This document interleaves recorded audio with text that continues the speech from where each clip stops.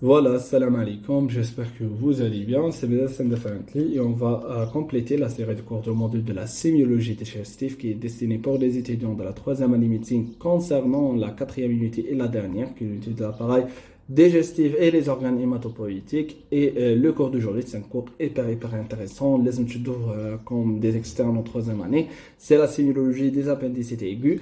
J'espère que cette série est bénéfique pour vous. قبل ما نبداو abonnez-vous في la chaîne YouTube et partagez-vous les vidéos avec votre collègue et تعجبكم la vidéo ما تنساوش ديروا انجم راح نخلي لو لين تاعنا تاع الانستغرام et le telegram في البوت دانفو اللي حاب يطرح الاسئله تاعو يطرحهم تماك ولا في لي كومونتير راح تلقاو رابط هذا الكور في لا شين دو تيليجرام اللي حاب يمبريميه ولا يقرا منه et c'est parti صلوا على النبي. Donc l'appendicite aiguë, comme donc une définition, c'est l'inflammation aiguë de l'appendice iléosécal. L'appendicite aiguë, vraiment, c'est une situation et une condition médicale caractérisée par une inflammation soudaine et sévère de l'appendice. Qui m'intéresse anatomiquement, c'est vraiment une petite structure qu'on lance avec le côlon, le côlon, puis l'appendice. Et Kingulu, appendice iléosécal, c'est vraiment pour donner la nomination anatomique complète. C'est seulement. Donc, l'appendice, voilà l'appendice iléosécal pour vraiment plus de détails anatomiques, tout simplement. Donc, c'est la plus fréquente des urgences chirurgicales. Inch'Allah, on va compléter la série de la sémiologie des urgences chirurgicales. On va parler sur la péritonite, la pancréatite, l'occlusion intestinale, les hernies de laine et les autres pathologies ou les autres urgences chirurgicales. Mais vraiment, lorsque vous êtes stagé le box de la chirurgie générale, aux urgences, vraiment, l'appendicite aiguë, vraiment, c'est la plus fréquente des urgences chirurgicales comparément les autres. Donc, l'appendicite aiguë, vraiment, elle a trois caractéristiques. La première, c'est l'absence du parallélisme anatomoclinique. Tout simplement, il n'y a pas toujours vraiment de cordance directe entre les symptômes cliniques et les caractéristiques anatomiques de l'appendice. Par exemple, certains patients jouent avec des symptômes classiques de l'appendicite, mais vraiment, lorsqu'on va faire une exploration, vraiment, on sont présentés vraiment des symptômes atypiques ou aucun symptôme de tous. D'accord? Deuxième des choses, c'est la polymorphisme clinique. وهذه أهم معلومة تخرجوا بها من هذا الكور. باللي c'est pas obligatoire donc de voir une douleur gênante dans la fosse iliaque droite pour dire que c'est une appendicite. Donc, Inch'Allah, comme le cours, les régions atypiques de cette pathologie et les régions atypiques qui sont anatomiques normales, d'accord, de l'appendice. Par exemple, parmi les régions atypiques de l'appendice, c'est la région sous-hépatique. Donc, pour la région sous-hépatique, le patient est comme un tableau d'une cholécystite. C'est une inflammation de la vésicule biliaire. D'accord? Parce que la vésicule biliaire, c'est ça la région anatomique taha, des douleurs dans le flanc, dans l'épicondre droit. Mais vraiment, lorsqu'on va faire un écho pour donner la certitude diagnostique, on tombe sur une appendicite aiguë, tout simplement. Troisième caractéristique, c'est l'évolution imprévisible. Veut dire que l'apparition de cette pathologie vraiment elle est soudaine avec des symptômes sévères nécessitant vraiment une intervention chirurgicale immédiate et même présenter dans l'appendicite aiguë par des signes légers mais vraiment une aggravation après on va voir les complications de l'appendicite aiguë. Donc en tous les cas, lorsqu'on explore une appendicite aiguë, vraiment, le traitement chirurgical, c'est la première. Il y a des conditions en quatrième année qu'on ne peut pas toucher le patient, d'accord, et on va compléter le prise en charge thérapeutique par un traitement médical, d'accord. Un rappel anatomique sur l'appendice. L'appendice est un tube flexueux de longueur très variable.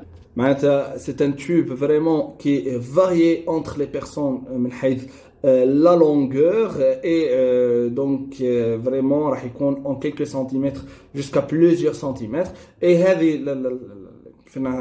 la variabilité de la longueur تخلي كاين اختلاف vraiment entre les âges et entre les personnes fait la présentation clinique de l'appendicite. parce que les symptômes vraiment sont variés en fonction de la longueur de l'appendice et aussi la localisation de l'inflammation. On va voir en bas d'inchallah.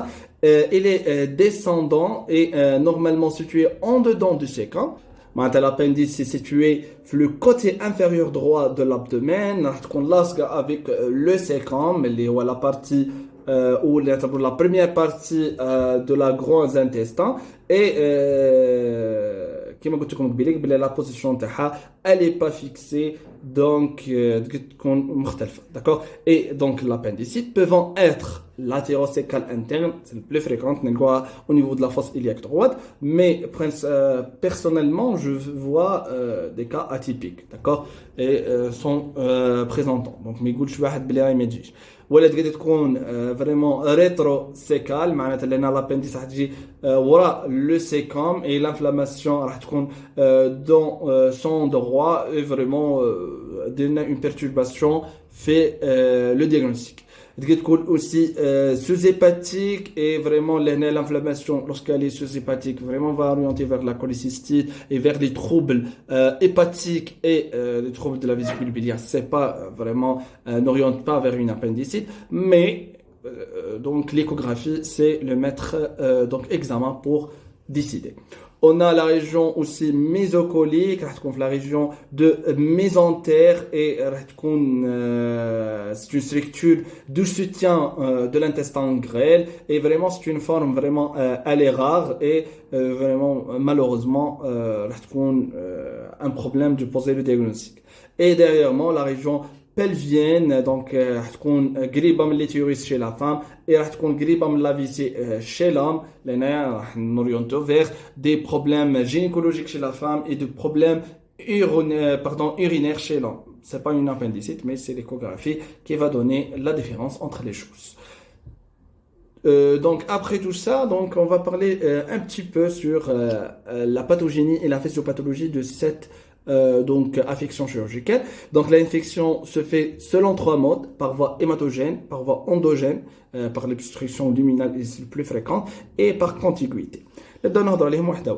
Ça, par la voie hématogène, tout simplement les bactéries qui sont responsables de l'appendicite il faut tout donc la circulation générale et elles vont gagner donc l'appendice et tout simplement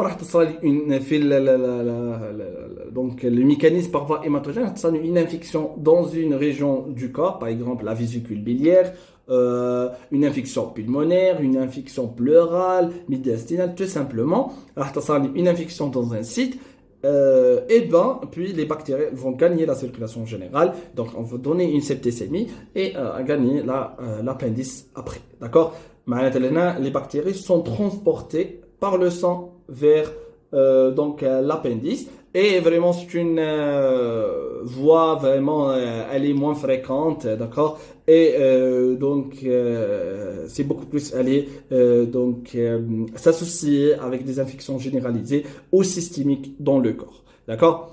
Deuxième situation ou deuxième voie physiopathologique, c'est la voie endogène, c'est l'obstruction luminale, c'est le plus fréquente et le plus courante vraiment. Et c'est tout simplement passage donc l'appendice exactement la lumière appendiculaire comme qui c'est un organe creux donc on a une lumière. Et cette lumière, vraiment, elle est obstruée par des facteurs comme par exemple la sterticolite, il y a des selles vraiment راح يخرجوا من الكولون راح يدخلوا vers l'appendice et ça les selles dures et aussi soit par des corps étrangers des tumeurs et vraiment donc cette obstruction راح dire une accumulation تاع le mucus et les bactéries في l'appendice et vraiment elle va favoriser bien sûr la multiplication et l'inflammation et après l'infection donc l'appendice c'est pas une infection en première du temps. C'est une inflammation qui va donner une infection après, d'accord? Et vraiment, elle va donner après le tableau clinique de l'appendicite. Par contiguïté, tout simplement, les organes et les structures abdominales les تصرى فيهم donc une inflammation, par exemple le péritoine qui va donner une péritonite, peut propager vraiment à l'appendice l'inflammation et va donner le tableau clinique de l'appendicite, tout simplement. D'accord? Pour la forme clinique classique, parce que les formes de vieillard de la femme enceinte en quatrième année. Mais donc gardez en tête la forme clinique classique. Donc le diagnostic de la forme clinique classique, c'est franchement vraiment donc clinique. Donc l'athéroscale interne de l'adulte jeune est essentiellement vraiment qui m'a clinique. Donc pour la douleur de la fosse iliaque droite, c'est la région la plus fréquente de la douleur, à type de déchirure. Vraiment elle est gênante et le patient est retardé la consultation, il comme des crampes aussi, évaluant par un coup, soudainement, vraiment, on trouve l'apparition et l'installation des signes et peuvent irradier vers l'ombilic. Une autre information, la douleur de l'appendicite ne commence pas dans la fosse iliaque droite. Donc là, il commence par une région épigastrique, puis elle va irradier jusqu'à se localiser au niveau de la fosse iliaque droite. Tout simplement garder même une douleur vraiment épigastrique chez un patient jeune va orienter vers une appendicite. D'accord? Donc la douleur débutant volontiers au milieu de l'épigastre, puis migrer vers la fosse iliaque droite et accompagner des nausées, des vomissements et des troubles de transit. Maintenant, les patients liés dans l'appendicite, tout simplement, ils ont des symptômes gastro-intestinaux comme les nausées, les vomissements et les troubles de transit intestinal. Par exemple, une diarrhée ou une constipation. Et souvent, sont s'associer ces signes avec donc les douleurs abdominales. Et l'ilius paralytique. D'accord? Les signes, un problème et un trouble du transit. C'est très évident lors de la réalisation d'un aspect. Deuxième signe, c'est la fièvre. En général, elle est modérée de 38 degrés Celsius. Elle commence à grimper lorsque le tableau s'aggrave. Vraiment, j'ai un patient avec une 38 degrés Celsius et après 1 heure, 2 heures de l'hospitalisation, il présente une fièvre de 39 à 40. Vraiment, c'est un facteur de mauvaise pronostic qui va signifier qu'il y a une complication, une perforation, une péritone. Donc, je fais les complications. D'accord? Notez bien que la fièvre vraiment va comme un signe qui va orienter est-ce qu'il y a des complications ou non. D'accord? Deuxième des choses, lors de l'examen clinique, la palpation est nécessaire, d'accord, pour donc identifier cette pathologie. Les douleurs sont provoquées nettes, précises et vives dans la fosse iliaque droite au point de la McBurney ou la pente de McBurney qui présente donc la jonction de 2 tiers internes et le tiers externe de la ligne qui est reliant l'ombilic à l'épine iliaque antéro-supérieure. Tout simplement, c'est ça la ligne de McBurney. Donc, entre le 2 tiers interne et le tiers externe, d'accord, et le milieu, donc en noir, c'est la région de McBurney. D'accord? Voilà. On trouve des défenses pariétales. Veut dire quoi une défense? Ce sont des vraiment des nominations ou déterminaisons sémiologiques لازم تهزوها contracture معناتها راح تلقوا بلي البلاصه تلقوا الابدومين اللي با سوبل ديفونس معناتها الباسون ما خليكش تكزاميني معناتها بديت تمس فيه باللي بعد لك في يده parce que les douleurs sont vraiment graves. La palpation appuyée de la paroi abdominale ne se laisse pas déprimer. Mais le patient. Et on va terminer l'examen par les touchées pelviennes. D'accord? Parce que donc on va faire une touchée rectale. Et lors de la touchée rectale, on trouve des douleurs vraiment significatives à droite et au niveau de la région du Douglas. Pourquoi نلقو à droite? Parce que تماك وين تكون l'inflammation de l'appendice et la douleur vraiment à ressentir lors de l'exploration dans la sac, le cul-de-sac du Douglas est vraiment important et va orienter vers le diagnostic. Quels sont les examens complémentaires à demander? On commence par la biologie. La biologie. Vous demandez une FNS et un CRP. D'accord? Et vous ne pouvez pas demander une VS. D'accord? CRP et FNS sont suffisants. Donc, une hyperleucocytose, c'est un signe d'une inflammation. CRP est positif et le VS, il est accéléré. D'accord? L'aspect, le plus souvent, il est normal. Mungkin orienter vers l'US paralytique. D'accord? D'accord, des troubles de transit, de constipation ou de diarrhée. Donc, au cours d'une appendicite, c'est pas la peine de demander une aspect. D'accord, c'est pas évident, c'est l'échographie. Aucun doute, donc demander une échographie, donc qui confirme vraiment le diagnostic ou qui dit au début le diagnostic est clinique.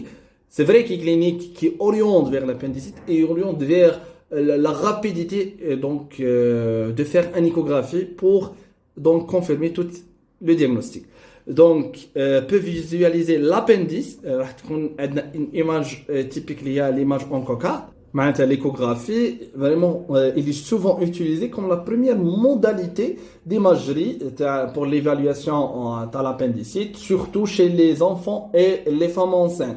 Et راح يبين لنا des signes caractéristiques de l'appendicite comme on a l'image en cocarde راح تشوفها ان شاء الله بعد في l'échographie et يقد يبين لنا des complications comme des épanchements péritoniens réactionnels donc de cette pathologie et راح يخلينا نشوفوا bien comme il faut l'appendicite et نحكموا est-ce qu'il y a une appendicite ou non. Ça, une autre moyen d'exploration sur le TDM abdominal, c'est pas utilisé en première intention, il est utilisé si un doute de diagnostic. Maintenant, le TDM راح يكون plus sensible et spécifique. C'est vrai comparément à l'échographie, mais راح نستعملوه وين le diagnostic est incertain et vraiment l'échographie maintenant des résultats vraiment très évidents et راح يمدنا des images détaillées de l'appendice et aussi les structures qui sont en voisinage comme le péritoine et les autres régions pour confirmer le diagnostic et comprendre les différentes complications qui arrivent quand s'accompagner avec l'appendicite. Voilà, c'est ça l'aspect de l'appendice normal. Le diamètre est inférieur à 6 mm et le paroi inférieur à 3 mm. Donc, comme vous voyez, donc, le diamètre est de 5 mm géant en vert. Donc, c'est une appendice normale. Mais l'appendicite aiguë, une dilatation de la paroi vraiment. Et voilà, c'est ça l'image en cocarde. D'accord? Les mcharf, je mets cocarde, tout simplement. Et là, Mohamed Rasulullah. Cocarde, شتو اللي يلعبوا يرموا فيها الأسهم. كاين واحد الدويره فيها تكون ملونه نورمالمون بالازرق والاحمر والابيض دونك وفيها لو سونتر يبدو يرموا في اسهم من البعيد داكور شكون اللي يجيب لو سونتر داكور هذه كيسموها لو كوكارد دونك عندها تقريبا نفس الشكل راح تكون سيركولير اي راح تكون فيها بليزيور كوش. D'accord? Et voilà, c'est ça l'image en cocarde qui est une image typique de l'appendicite. Et voilà, une autre image, c'est l'obstruction, une dilatation de l'appendice et avec une obstruction luminale par, comme cet exemple, par les selles dures. Donc, c'est le stercolite. Donc, c'est l'obstruction donc luminale de l'appendice par les matières fécales. D'accord? Et donc, va orienter vers une appendicite. D'accord? Pour les formes cliniques, on a les formes topographiques en premier du temps. On a l'appendicite pelvienne, où le patient a des douleurs pelviennes, des douleurs abdominales basses, et les patients aussi راح présenter علاش قلنا بلي راهي un problème de poser le diagnostic parce que les signes ne sont pas vraiment orientateurs. Le patient اللي عندهم une appendicite pelvienne راح présenter vraiment des signes urinaires comme يجيك le patient يقول لك عنده des difficultés à uriner, يحس le patient du douleur ou des brûlures mictionnelles, يقول لك بلي عندي une augmentation في la fréquence urinaire les pollacurie qui vraiment ما يورينتيش donc tout simplement vers l'appendicite. Et vraiment, les symptômes donnent une confusion le diagnostic et qui va orienter en première du temps vers les infections urinaires. Il donne un retard le diagnostic, ça arrive, il donne une complication après. Et pour les femmes, on travaille avec la salpingite, liée à l'inflammation de Salpinx chez la femme. Vraiment, ce sont des signes où on a des douleurs abdominales en gynécologie. Ça. Deuxièmement, on a l'appendice sous-hépatique qui simule une cholécystite aiguë. Donc, c'est l'échographie qui va poser le diagnostic. Alors, la cholécystite aiguë, mais il y a un problème des calculs vésiculaires dans la vésicule biliaire, la canal cystique, et le passage donc de la bile vers le duodénum, et donc on a une obstruction et les autres signes, la fièvre, les douleurs dans l'épicondre droit, mais les nerfs orientés vers une cholécystite aiguë, mais la réalisation d'une échographie, c'est une appendicite. Troisième, c'est l'appendicite rétrocécale. Tout simplement, dans ce type, les manifestations douloureuses dans la région lombaire, le bas du dos, et vraiment, des douleurs orientent beaucoup plus vers des affections rénales ou des infections urinaires, et la localisation atypique vraiment un retard vraiment du poser le diagnostic. Derrière moi, on a l'appendicite mésocolique. C'est une appendicite qui se trouve au milieu des anses et c'est un tableau vraiment d'une occlusion fébrile. Maintenant, un tableau similaire à l'occlusion intestinale et vraiment, même si les vomissements, les nausées, les douleurs, vraiment, et ce sont des douleurs gênantes, l'arrêt de matière et des gaz. Mais, il y a une petite information, Billy. Un patient, Inch'Allah, on a le cours de l'occlusion intestinale, Inch'Allah, on a le cours de l'occlusion intestinale. Le playlist de la sémiologie digestive. Patient, surtout chez le vieillard. Le vieillard, s'il présente un tableau d'occlusion intestinale et avec une état fébrile, il y a directement l'appendicite. L'appendicite mésocéliaque. D'accord? Les formes évolutives, on a la péritonite plastique localisée, on a l'abcès appendiculaire, la péritonite aiguë généralisée, on a parce que ce sont des questions de QCM officielles. Ça, on a la péritonite généralisée, quelles sont les complications? Les patients ont des douleurs en coup de poignard, débutant dans la fosse iliaque droite, puis diffusant rapidement à tout l'abdomen, généralisé, parce que l'abdomen, elle va recouvrer donc tous les organes vicieux. Et un syndrome infectieux, une fièvre et avec une altération de l'état général, le patient vraiment, elle est pas normale, d'accord? Et le signe évident vers la péritonite généralisée, là on a droit le cours de la péritonite, c'est la contracture généralisée, notamment l'abdomen du bois, اللي هو البطن الخشب راح يكون vraiment ماهوش souple مرة، donc راح تمسوا l'abdomen راح يكون كشغل ثقيل راح يكون خشين d'accord voilà elle est pas souple نسموها la contracture généralisée qui va orienter vers une complication d'une péritonite pardon d'une appendicite. Deuxième des choses c'est l'abcès appendiculaire, des douleurs intenses à droite où on a une collection vraiment du pus se forme autour de l'appendice enflammé et comme les symptômes راح يكونوا des douleurs intenses au côté droit de l'abdomen, une fièvre, une constipation, une sensibilité accrue fait la fosse iliaque droite et vraiment l'empattement de la fosse iliaque droite une sensation de masse palpable, d'accord, on peut le palper et donc va orienter vers il y a une masse, donc je n'ai une abcès, mais l'échographie elle va poser le diagnostic, donc c'est l'intérêt de faire une échographie. Le plastron appendiculaire, ou question de l'examen, c'est une péritonite plastique caractérisée par une agglutination des anses et de l'épiplan autour de l'appendice malade afin de limiter la propagation de l'infection. Je vais arrêter là. Allah subhanahu wa ta'ala, c'est vraiment subhanallah, les organes viscéraux راح يحاولوا انهم يليميتوا l'inflammation de la péritonite باش ما pardon de l'appendicite باش ما تديش une péritonite. Et ben لهنايا les anses et aussi l'épiplan qui métamorphose, c'est la membrane graisseuse qui va recouvrant les intestins راح يحاولوا كشغل يحيطوا l'appendice, d'accord, l'appendice qui est inflammé, et راح يحاولوا ان هذيك l'inflammation ما تصلهاش une propagation. On va limiter l'inflammation et l'infection باش toucher les autres organes. L'examen retrouve un blindage de la fosse iliaque droite avec des douleurs, fièvre, des nausées et des constipations.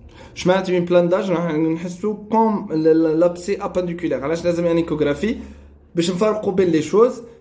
Donc, on a comme une masse palpable sur la fosse iliaque droite. Et la FNS a une hyperleucocytose et une augmentation des polynucléaires neutrophiles, VS augmenté, ce sont des signes d'une inflammation et d'une infection. Et l'intérêt de l'échographie pour donc explorer. Derrièrement, donc, quel est le traitement de l'appendicite? Le traitement de première intention est chirurgical. Donc, l'appendicectomie est réalisée par McBurney ou par laparoscopie. Tout simplement, donc par la laboratomie, l'abdomen, d'accord, la laboratomie. Donc, une incision في la région de McBurney اللي شفناها قبيليك اللي هي البوان اناتوميك وين جايه اكزاكتومون donc l'appendicite et نديروها par laparoscopie. J'ai une image à من الستاج نتاعي. Et ben voilà, c'est ça la laparoscopie. راح نديرو comme des ouvertures, des petites ouvertures vraiment. Elle est vraiment عندها un intérêt esthétique. D'accord, معناتها ما نفتحوش l'abdomen, راح نديرو كي شغل هنا فريمون سي هاد من الحوايج دخلناهم سي بور ليكسبلوراسيون بور سو باسيون. مي راح نهضر لكم كي تكون عندنا اون ابنديسيت. هنا راح ندخلوا كيما اللي تسمعوا بها الجراحه بالمنظار. فوالا سي سا الجراحه بالمنظار. راح نديرو كوم دي بيتيت اوفرتور بوي بار ان انتري دو كاميرا. D'accord,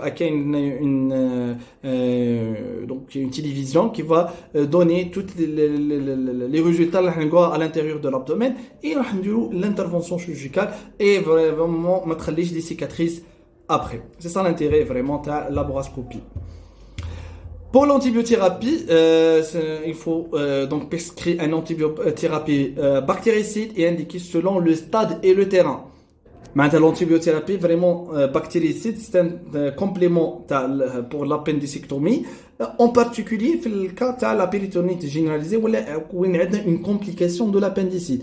Et vraiment le choix des antibiotiques selon le stade de l'appendicite, selon l'aggravation et selon l'infection, et le risque du patient, l'état est-ce qu'il est diabétique, vraiment une résistance pour un nombre des antibiotiques, il est vraiment hypertendu. Donc le choix vraiment c'est يحتاج ان نديرو فريمون نظره حول l'état du patient et aussi les complications est-ce que sont présentes ou non. كيما هكا وصلنا لاخر الكور. Merci pour votre attention et bon courage.